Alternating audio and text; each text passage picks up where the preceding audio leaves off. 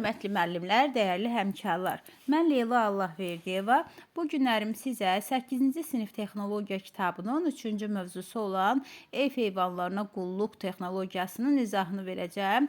Ev heyvanları dedikdə biz bundan əvvəlki dərsliklərimizdə öyrəndik ki, ev heyvanlarına məsələn quşçuluqda quşçuluq necə artılması, onlardan necə gəlir əldə oluna bilər, onları necə bəsləmək lazımdır. Bax bu texnologiyanı öyrənmişdik. Artıq bugünkü mövzumuzda biz ev heyvanları dedikdə, yəni belə deyək ki, bu biraz iri buynuzlu heyvanların necə saxlamaq, necə artırmaq olar. Bax bunlar haqqında yəni bu texnologiyanı öyrənəcəyik.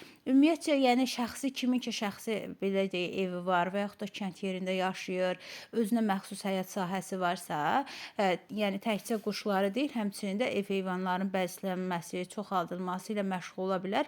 Yəni istər bununla belə deyək ki, öz şəxsi belə deyək qidalanmağı üçün, şəxsi belə deyək sahibkarlıq məqsədi ilə deyil də, yəni şəxsi belə deyək ailəsini saxlamaq üçün də saxlaya bilər.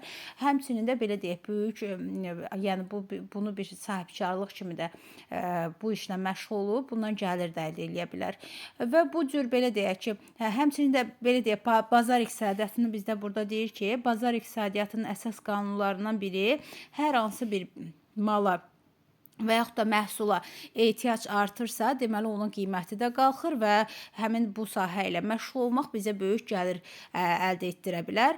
Ümumiyyətcə insanlar belə deyək ki, kənd təsərrüfatı belə deyək heyvanların saxlanmasında iki məqsədlə istifadə olunur. Bir, yeyinti məhsulları üçün, bir də var ki, istehlak xammalı üçün. Necə ki biz bundan əvvəlki dərsimizdə quşçuluqda öyrənmişdik ki, quşçuluqda quşların ətindən, tükündən, belə deyək, peynindən, toyuqların yumurtasından istifadə edirdik. Həmçinin də bax bu ev heyvanları dedikdə, yəni məsəl üçün qoyunun məsəl üçün həm ətindən, südündən, yağından, bunlardan yeyinti məhsulu kimi istifadə edirik. Bizdə var ki, istehlak malları kimi, istehlak malları kimi bunun yunudur, zot tüküdür, dərisidir, sümüyüdür. Bilirik ki, bax yəni bu heç bir hissəsi tullantı kimi istifadə olunmur da. Müəyyən, yəni istehlak olunaraq həmin bu yunu, tükü, yəni zot tükü, dərisi, sümüyü də müəyyən sahələrdə istifadə olunur. Ona görə müəllimlər, əgər sualda düşsə ki, məsəl üçün qoyunun yeyinti məhsulları, qoyundan alınan yeyinti məhsulları hansılardır? Onda biz götürürük ət, süd, yağ, bax bunlardır. Amma düşsə ki bizə məsəl üçün kənd təsərrüfatı heyvanlarının saxlanılmasından əldə olunan istehlak xammalı nələrdir? İstehlak xammalı isə bizdə olur yun, zot tük, dəri və sümük. Bax bu variantımızı götürürük. Ümumiyyətcə müəllimlər, ev heyvanlarından qoyundur, keçidir, bax bunların saxlanılması daha məqsədə uyğun, daha belə deyək, az xərc tələb edən heyvanlardandır ki, bunları saxlamaq. Çünki niyə? Çünki bunlar o qədər də belə deyək, yemə tələbkar deyirlər. Həmçinin də bunları sürü halında saxlamaq, belə deyək, saxlamaq imkanımız var da. Bu baxımdan, bax bu heyvanlar belə deyək, sürü şəklində otlaq sahələrində otlamağı sevirlər. Belə deyək, bizə az xərc tələb olunur, onları çoxaltmaq, onları saxlamaq. Bu baxımdan da, yəni bax bu qoyunçuluqdur, keçi saxlamaqdır, bizə belə deyək, yaxşı gəlir gətirə bilər. Daha sonra baxaq görək, qoyun ətindən bayaqdan danışırıq ki, qoyunun yunudur, südüdür, yağıdır. Ümumiyyətcə dünyada, yəni dünyanın hər yerində qoyun əti ekoloji baxımdan ən təmiz, belə deyək, heyvan əti hesab olunur. Həmçinin də ümumiyyətcə qoyunun məhsulları da məsəl üçün ekoloji baxımdan təmiz hesab olunur. Çünki niyə? Çünki qoyunlar, yəni belə deyək, müəyyən qatqılar qatılmış yemləri qəbul etmir. Belə deyək, hormonlar qatılmış, yəni tərkibi dəyişdirilmiş yemləri yemir. Bax bu baxımdan da insanlarda belə deyək də müəyyən bu xərçəng toxumalarını, inkişafını ləngidir, yəni onların yaranmasına, baş qaldırmasına mane olur, məhv eləyir bunları. Ona görə də bizə sual da düşsə ki, dünyanın hər yerində ekoloji təmiz qida hesab edilir hansı belə deyək heyvanın belə deyək əti, onu da biz götürürük qoyun ətini. Daha sonra qoyun əti ümumiyyətcə baxırıq 2 növə bölünür. 1 yaşına qədər olan heyvanların əti, bu ətə deyirik quzu əti. 1 yaşından yuxarı heyvanların ətinə isə biz deyirik qoyun əti. Təbii ki, bu hər iki ətdən ən yaxşı belə deyək dada, yüksək keyfiyyətə malikdir quzu əti. Amma qoyun əti də belə deyək ki, öz yerində, yəni dad keyfiyyət baxımından da qoyun əti də, yəni quzu ətindən heç də geridə qalmır.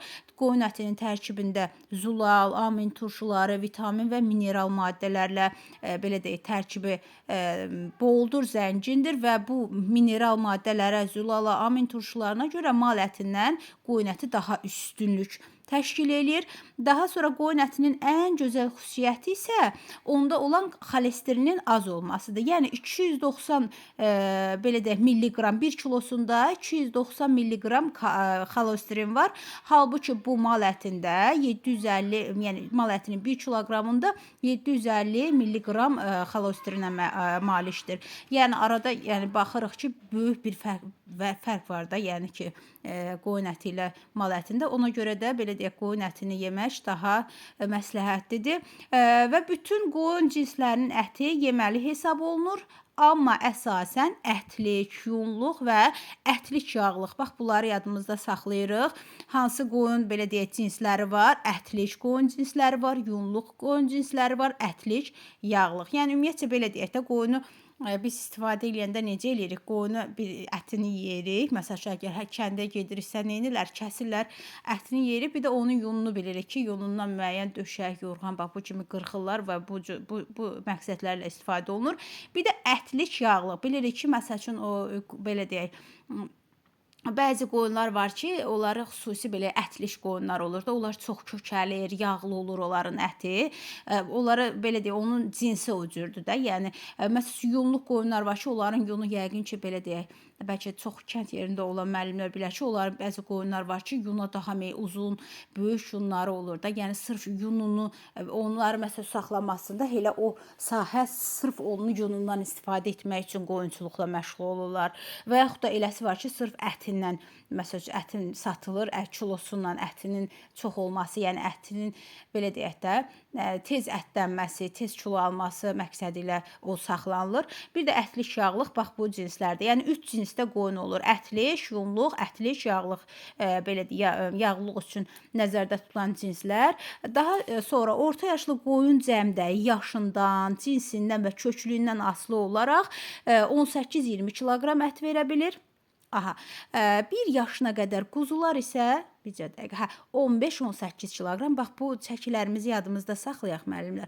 Deməli, təbii ki, deyirik cinsindən. Çünki biz burada dedik ki, ətlik cinsimiz var, ətlik yağlıq cinsimiz var və yunluq olan qoyun cinsləri var. Həmin bu cinslərin fərqini, yəni belə deyək, cinslərdən asılı olaraq, bir də yaşından asılı olaraq qoyunlar deməli 18-30 kiloqram, 1 yaşına qədər, yəni 1 yaşdan aşağı olan quzular isə 15-18 kiloqram çəkiyə malikdir. Daha sonra baxırıq, qoyun və keçi südü çox qiymətli qida məhsulu hesab olunur. Bəli, qoyun südü zəngin tərkibə malikdir. Bilirik ki, qoyun südünün tərkibində belə deyək, kimyəvi tərkibinə görə qoyun südü inək südündən fərqlənir. Niyə? Çünki qoyun südünün tərkibində 6-8% daha doğrusu yağ var, 4,5-6%-ə qədər zülal var, 4,6% isə süd şəkəri və 0,8% isə mineral duzlar, vitaminlər var və həmçinin də qoyun südündən bilirik ki, yaxşı pendirlər hazırlanır. Bu pendirlər ümumiyyətcə dünyada məşhur olan pendir növləridir ki, Rokfordur, Pekarinodur, Qafqazdır, Brinzadır. Bax, bu kimi məşhur pendir növləri var ki, bax, bunlar da sırf belə deyək, qoyun südündən hazırlanır və belə deyək, ümumiyyətcə qoyun südü, quru maddələrə gəldikdə qoyun südü inək südünə nisbətən 1,4 dəfə, yağ və zülalı isə 1,8 dəfə artıqdır. Qoyun belə deyək, quru maddələr qoyun südündə inək südünə nisbətən. Quru maddələr dedikdə nəyə başa düşürük müəllimlər? Yəni qoyun südü bilirik ki, tərkibində təbii ki, su da var. Yəni o su hissəsi belə deyək, buxarlandıqdan sonra yerdə qalır təbii ki, onun tərkibində mineral maddələr, duz, kalsium, süd şəkəri, bax bunlar qalır. Yəni bu baxımından deyir ki, belə deyək, qoyun südü inək südünə nisbətən 1,4 dəfə mineral maddələrə, daha doğrusu quru maddələrə elə bu yağ, zülal onların da hər biri quru maddəyə də aiddir. Ümumilikdə deyir ki, yəni 1,4 dəfə quru maddəsi çoxdur. Həmçinin də yağ və zülal baxımından da 1,8 dəfə belə deyək, inək südündən daha belə deyək çoxdur. Qoyun südünün tərkibində yağ və zülal. 1 litr qoyun südünün ümumi qidalılığı deməli 1060 kilokaloridir. Burada çaşdırılması müəllimlər, bəzən ola bilər ki, burada məsəl üçün elə sertifikasiyada da bizə sual verirlər ki, məsəl üçün biz əsas bunu bilək ki, 1060 kilokaloridir. Burada 2 litr də qoya bilərlər ki, deyərlər 2 litr qoyun südünün qidalılıq dəyəri nə qədərdir? Onda biz yəni 1060-ı 2-yə vuracağıq ki, tapaq ki, məsəl üçün 2 litrdədir. 3 olsa 3-ü vuracağıq 1060-a da. Yəni o sizi çaşdırmasın. Həmçinin bir də müəllimlər bilirik ki, keçi südü, yəni hər birimizə çox yaxşı məlumdur ki, keçi südü ana südünə ən yaxın süd hesab olunur. Hətta bəzən məsəl üçün körpə uşaqlara belə məsəl üçün ana südü azlıq təşkil edəndə, yəni keçi südü verirlər. Keçi südünün tərkibində immunoglobin belə deyək çoxdur. İmmunoglobin nədir? Qanda allergik reaksiyaların göstəricisidir. Yəni belə deyək, bu immunoglobin yəni hər bir belə deyək, hər kəsi necə deyim də, mən uşaqlara onu verdikdə onda bir allergik reaksiya yaratma riski az olur da keçi südündə. Ona görə də bax həmçinin də bu immunoglobinin olduğuna görə, belə deyək, çox olduğuna görə keçi südündə əvvəllər, yəni keçmiş zamanlarda həmçinin keçi südündən müalicəvi məqsədlərlə də istifadə olunurdu. Həmçinin də keçi südü belə deyək, bədəndə radionüklidləri çıxardır. Radionüklidlər nədir müəllimlər? Radionüklidlər, yəni belə deyək də, məsələn bu insanlarda xərçəng hüceyrələri, bax bu cür belə deyək, qanda müəyyən dəyişikliklər, mutasiya deyirik də, yəni genlərin dəyişməsi, belə deyək, hüceyrələrin zədələnməsi, bax bu şeyləri aradan qaldırır. Ona görə keçi südünün tərkibində olan radionüklidlər, bax yəni insana belə deyək, bu cür yaxşı təsirlər göstərir də. Yəni bilirik ki, zəmanəmizin ən belə deyək, baş bəlası xəstəliklərdən biri xərçəng xəstəliyidir ki, bax bu radionüklidlər həmin o belə deyək, o xərçəng hüceyrələrini məhv eləyir. Bu cür yuvarlaşdıraq fikrimizi. Daha sonra ümumiyyətcə bax biz dedik ki, həm keçidən, həm qoyundan, biz qoyunun belə deyək, alınan dərisi, yunu, cod tükü bilirik ki, çox qiymətli xammal hesab olunur. Bu təbii materialdan hazırlanmış geyim, bax həmin ki, hansı ki, belə deyək, yunun, cod yunundan alınmış geyim çox rahat və belə deyək, yararlı geyim hesab olunur. Həmçinin burada bizə belə deyək ki, bircə dəqiqə. Həmçinin burada bizə belə deyək, immunoglobin nə olduğunu deyir. Qanda allergik reaksiya göstəricisidir. Radionüklid isə insan orqanizminə mənfi təsir edən radioaktiv element deməkdir. Daha sonra gəldik, əgər biz bilirik ki, məsəl üçün toyuqları saxlamaq üçün bizə hin lazım idi. Qoyunları saxlamaq üçün isə bizə arxac və yaxud da tövlə lazımdır. Həmin bu belə deyək, 10 baş qoyun üçün və yaxud da qoyun quzu üçün, yəni hər ikisi bunların eyni yerdə sürü şəklində saxlanıla bilir. Bax, bunlar üçün 30-40, yəni 10 başı üçün 30-40 kvadrat metr arxac lazımdır. Bəzən olur ki, bəzi testlərdə bu cür tərtib edirlər. Məsələn, bəzən bu cür belə deyək, testlərdə olur ki, məsələn 10 baş qoyun üçün burada bizə göstərib ki, 30-40 kvadrat metr arxac lazımdır və bizə bəzən olur verirlər ki, 20 baş qoyun üçün nə qədər arxac lazımdır. Onda nə edirik biz? Yəni bax, bir baş qoyunu tapırıq ki, bir baş qoyuna görə nə qədər lazımdır? 30-u bölürük deməli 10-a və bir də buradakı 40-ı bölürük 10-a. Nəticədə alırıq ki, bir başa 3 və yaxud da 4 kvadrat metr arxac lazımdır. Həmin o aldığımız 3-4-ü də vururuq məsəl üçün 20-yə. Bu cür tapırıq məsəl üçün təbii ki 20-yə vursaq 60-80 kvadrat metr olacaq. 15 qoyun üçün yenə eyni qayda ilə məsəl üçün 45-60 kvadrat metr bizə yer lazım olacaqdır. Yəni onun tapılış şəkli bu cür nədir? Daha sonra arxac qoyunların açıq havada saxlandığı yerdir. Müasir texnologiya və materiallar ilə tövlə tikmək həmçinin o o qədər çətin deyil. Çünki belə deyək, tövləyə nə o qədər istilik sistemi lazım deyil. Məsələn, biz toyuqlarda bu lazım idi ki, toyuqlara müəyyən istilik lazımdır qış aylarında. Amma belə deyək, qoyunlar özlərinin isitmə qabiliyyətinə malikdir deyə, onlarda yəni istilik sisteminə ehtiyac yoxdur. Həmçinin də onlara belə deyək, tövləni çox hündür tikməyə ehtiyac yoxdur. Bu da təbii ki, bizə maddi cəhətdən də köməklik göstərir ki, yəni o qədər də böyük belə deyək, onlara tövlə tikməyə ehtiyac olmur. Həmçinin də belə deyək, sadə üsulla az belə deyək, xərclə onlar üçün asanlıqla bir tövlə tikmək mümkündür. Daha sonra həmçinin də tövlə işıqlı olmalıdır. Təzəyin çıxarılması və ya yay vaxtı havanın dəyişdirilməsi üçün bir dənə açıq pəncərə qoyulmalıdır tövlədə. Döşəmə lövhələri duru tullantıların, təbii ki, qoyunun belə deyək, ixrac etdiyi duru tullantılar üçün döşəmələrin arası belə deyək, o taxtaların arası müəyyən məsafələrlə, yəni ara deşiklərdə belə deyək, çox sıx-sıx olmamalıdır ki, həmin o duru tullantıları o həmin deşiklərdən axıb tökülə bilsin. Qışda həmçinin qoyunları təmiz havada yemləmək lazımdır. Kombinə edilmiş yemdən, kombinə edilmiş nə deməkdir müəllimlər? Yəni belə deyək, bir neçə yemin qarışığından hazırlanmış yemi biz belə deyək, horra şəklində su ilə qarışdırırıq, horra şəklində qida əlavəsi kimi qoyunlara veririk. Yemləmə zamanı isə biz belə deyək, qoyunlar yemlənərkən biz arxasından peyni təmizlənməlidir daha doğrusu. Qoyun arxacında su və yem tənəkləri qoyulur. Tənəklər dirəklərin üzərində asılır. Niyə? Çünki belə deyək də, qoyunlar o tapdalamasın, aşırmasın, suyu tökməsin və yaxud da yeməklərin içi çirklənməsin deyə onlar xüsusi dirəklərdən asırlar. Bütün qoyunların bir arada su, yem qəbul etməsi təkinələr belə deyək hesabına başa gəlir. Yəni müəyyən təkinələr asırlar. Həmin o təkinələr də təxminən bir qoyun üçün 0,25 belə deyək metr ölçüdə olur.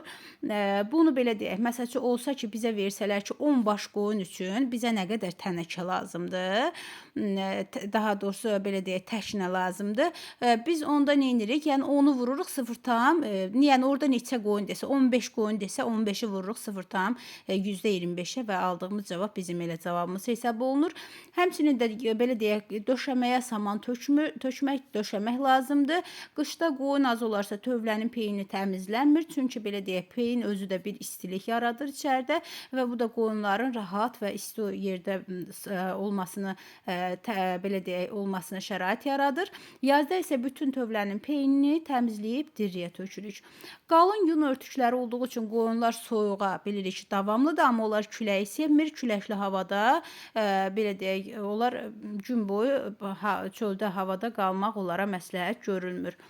Daha sonra biz dedik ki, həmçində belə deyək, küləksiz havada isə onlar belə deyək, çöldə onları saxlamaq mümkündür və onların bu çöldə çox qalmaqlarını nəzərə alaraq belə deyək, çövlənin çöl hissəsində, yəni arxac hissəsində müəyyən təşnələr, su təşnələri, yem təşnələri hazırlanmalıdır ki, yəni qoyunlar daim belə deyək, yemək, su içə bilsinlər. Həmçinin də rütubət olmamalıdır. Bilirik ki, rütubəti nə quşçuluqda sevir quşlar, nə də belə deyək, heyvanlar, yəni iri buynuzlu heyvanlar, xırda buynuzlu heyvanlar rütubəti sevmir. Rütubət olduqda onlar belə deyək, həm çəkisini itirir, həm immunitetləri zəifləyir və müəyyən xəstəliklərə yoluxurlar. Ona görə də bu rütubətin qarşısını almaq üçün ya belə deyək, tez-tez hava təmizləyici, belə deyək, sərinkeşlərdən, ona deyirik ventilyatorlardan, bax belə hava belə deyək, tənzimləyici, dəyişdirici belə deyək, vasitələrdən istifadə olunur. Daha sonra gəldik quzulara. Quzuları da bilirik ki, müəllimlər, yəni sırf quzular belə deyək, otla bəslənsə, bu onlara o qədər də çəki aldırmayacaq. Ona görə də onlara xüsusi belə deyək, qidalı yemlər verirlər. Həmin bu yemlər də buna əsasən bəzən deyirik çeçə, belə deyək, daha doğrusu cecə.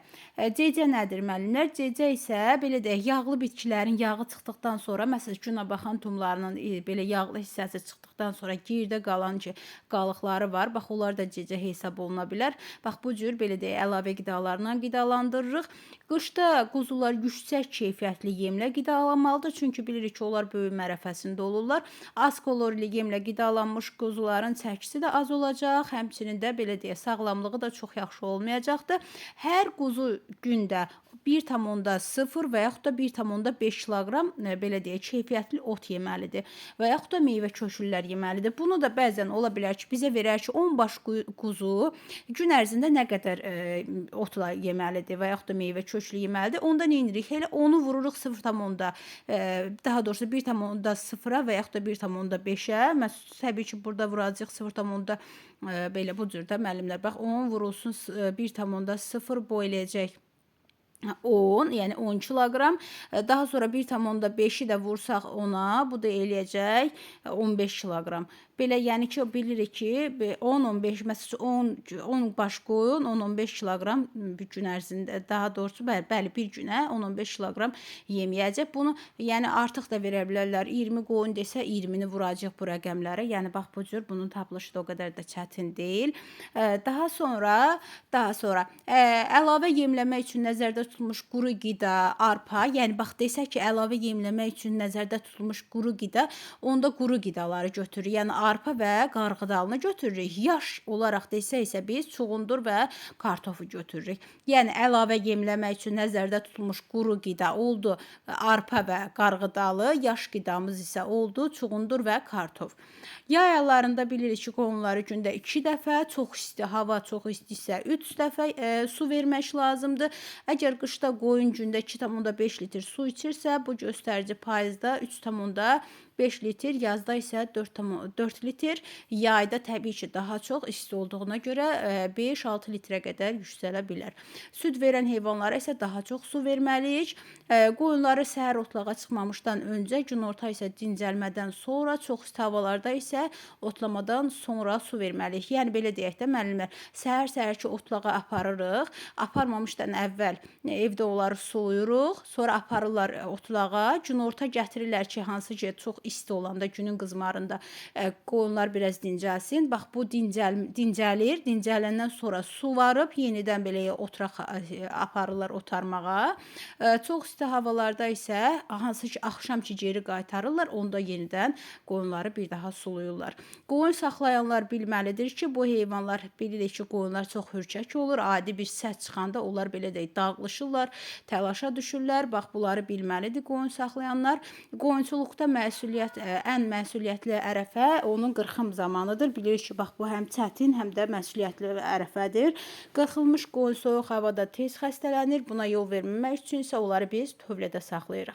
Qoyun təsərrüfatı ailə üçün nəinki ekoloji təmiz qida məhsulları deməkdir, həmçinin də bilirik ki, onun yunundan hazırlanan geyimlər, belə deyək, corablar, köynəklər bax bizim üçün təbii xammal hesab olunur.